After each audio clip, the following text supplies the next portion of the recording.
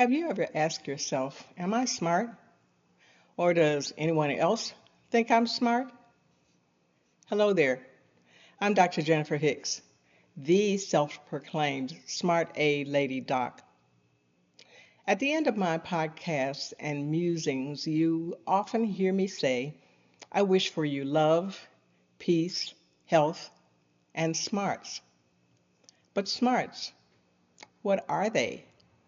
And what does having smarts mean? If you're smart enough to look it up in the dictionary or the encyclopedia, then that probably means you're as old as, excuse me, as seasoned as I am. My parents fostered education, and even more so, they indeed fostered understanding. One of my earliest health and life coaches was the World Book Encyclopedia. I can still envision the 22-volume hard copy books that were stretched across the second shelf in our family living room. They had a rich blue binding with silver and black writing down their spines. I spent hours there in exploration and wonder. I learned of the transformation of early man up until present day. I traveled to foreign lands. The beaches of Brazil were one of my favorite places to go. A thirst for knowledge was instilled in me there that has lasted for the rest of my life. I was a shy and solitary child, and these books, these volumes, catapulted me from the confines of segregated oppression that much invaded the South in the 1950s. I made my very first medical diagnosis at age 12 years. TMI alert, this may be a little much.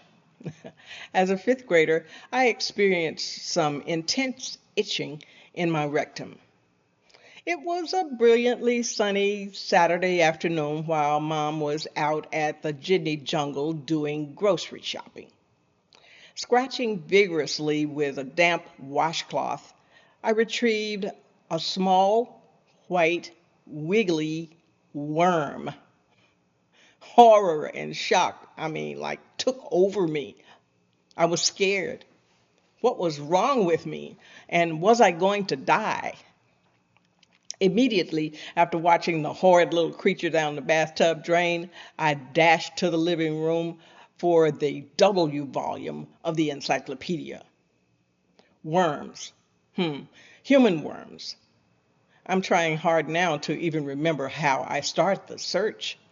But finally, I found my way to the page about pinworm. It reads, pinworm, also called threadworm, which is a small roundworm. Pinworms are parasites. That is, they live in the body of other animals. They're about 3/8 inch, 9 millimeters long, and have white bodies and pointed tails. Some pinworms infect horses and rabbits. One type, Enterobius vermicularis, commonly infects humans. There it was. The relief washed over me, my answers. I raced through the rest of the volume. Pinworms are not very harmful unless they are present in large numbers. In some areas of the country, 10 to 60% of children can be infected with the worms at any given time. Doctors use drugs to treat infection caused by pinworms. That comes from Pinworm World Book Student, World Book 2013. I looked it up for you. Relieved that my investigation gave me answers, I was still scared to tears. When Mom came home, she reassured me that I wasn't going to die, okay? At the drugstore, the pharmacist recommended a vermifuge. I remember looking at that word on the label of the small white pills in the bottle. I had to go look that up as well, of course. Uh, that was my first experience with physical diagnosis and treatment. It was my health coach in print. It is, by the way, the only remaining reference source of its kind. Smart resources today are much easier to come by with a quick internet search. I often remind my patients that my recommendations come from something other than a Google search.